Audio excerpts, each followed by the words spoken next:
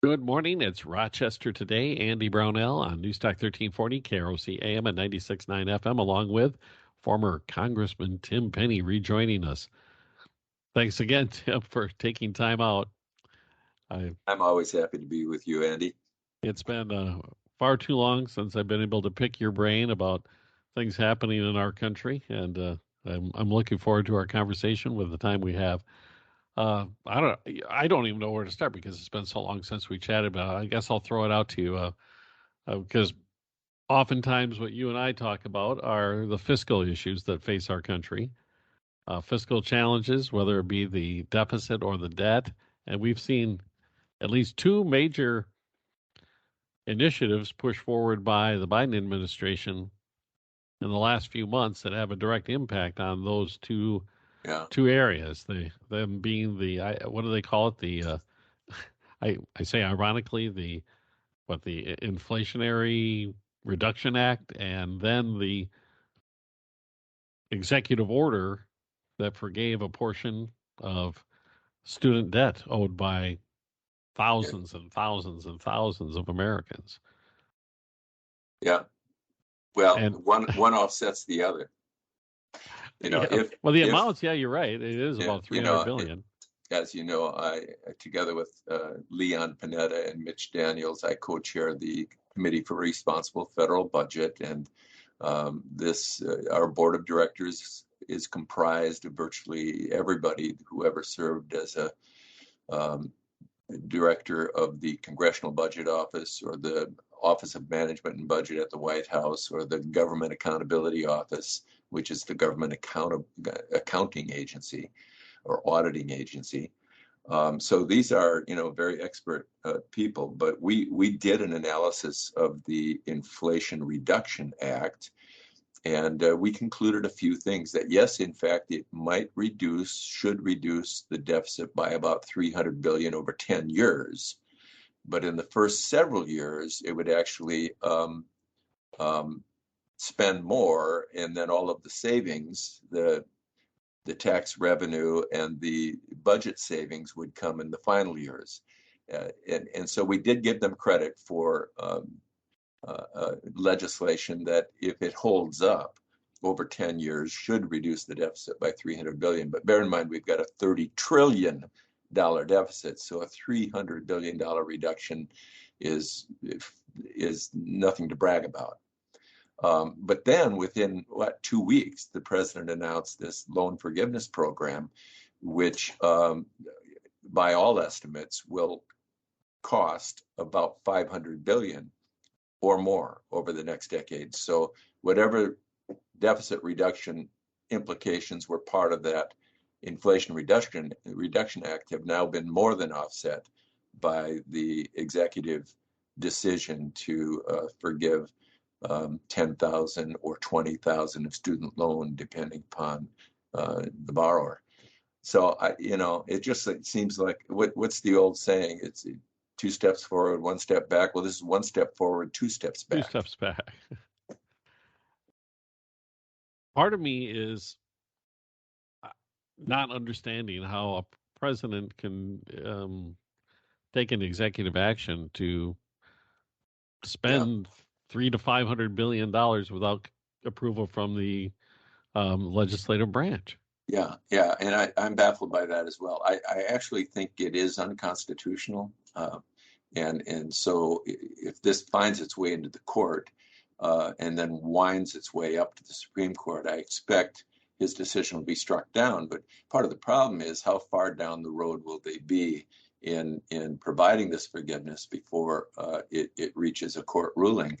And I'm not a lawyer, so I don't quite understand this whole notion of you have to have standing in order to bring a lawsuit.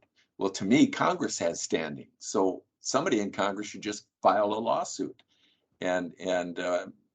But the other thing is that Congress could, before they adjourn this month, they could vote to prohibit this action.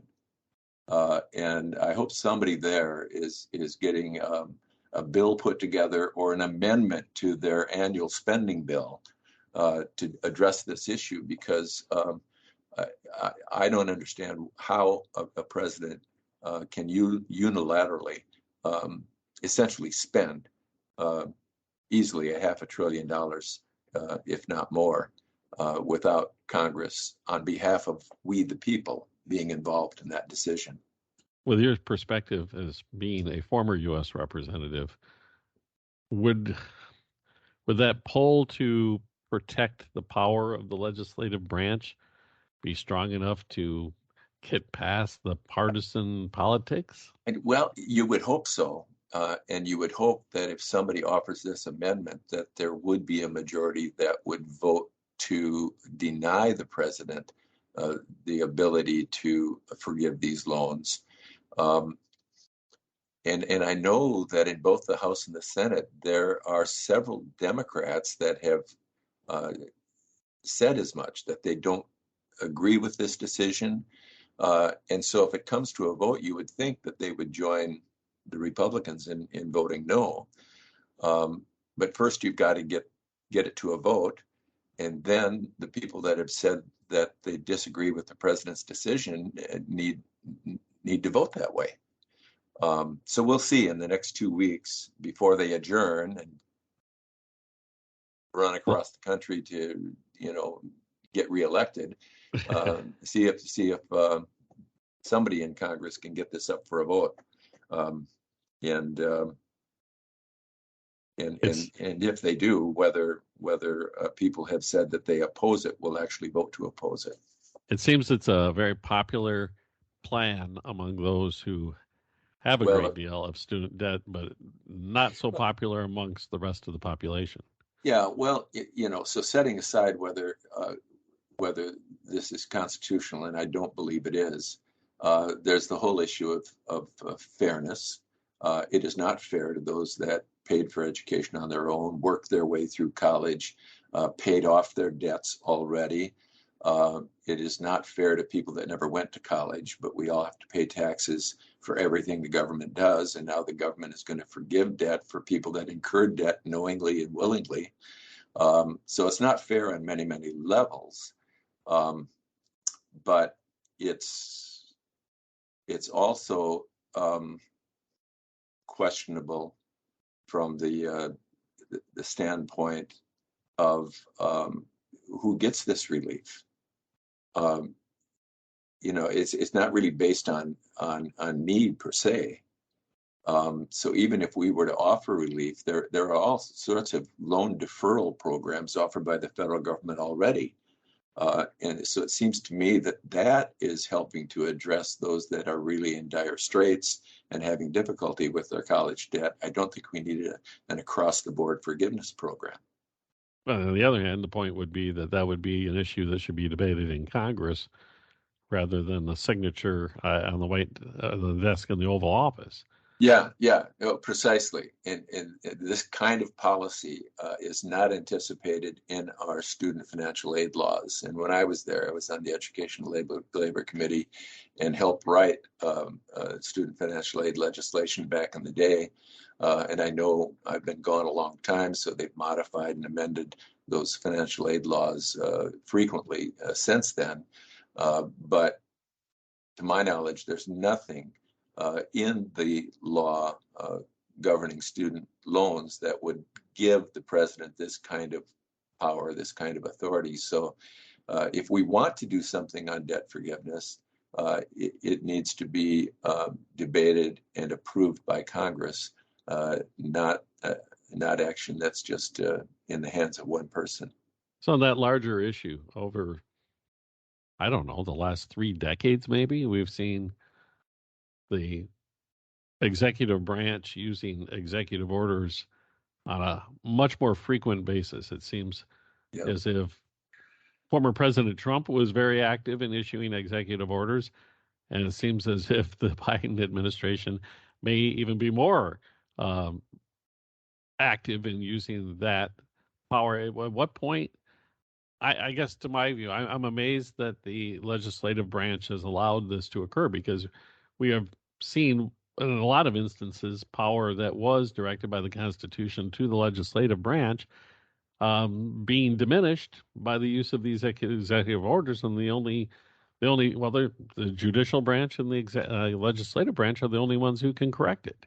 Yeah, it seems, as you say, I think you're absolutely right that over the years, each succeeding president has been more aggressive and more bold in using executive orders to do things that normally and under the Constitution ought to be a legislative matter. So I think this is getting out of hand, out of control. It's interesting you should bring this up because it relates to a project that I'm involved in right now.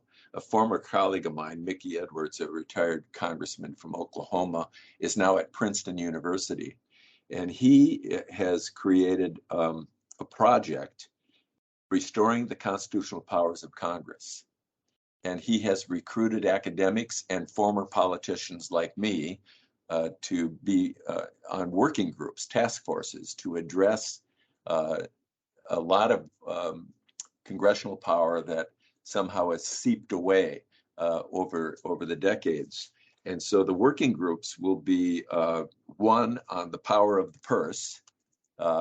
And I've volunteered to be on that working group, given my work on budget issues during my time in politics.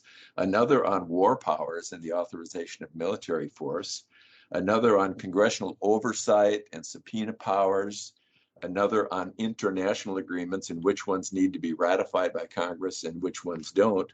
And another on appointments and confirmations. So he's got like 5 different working groups, all to address areas where it seems in recent decades, Congress has just allowed its power under the Constitution to be siphoned off by the executive branch. Why do you think that's happened, Tim? Is that? Well, I think part of it is that when it's your president that's in the White House, you too often defer to what your president is doing instead of standing up for congressional authority.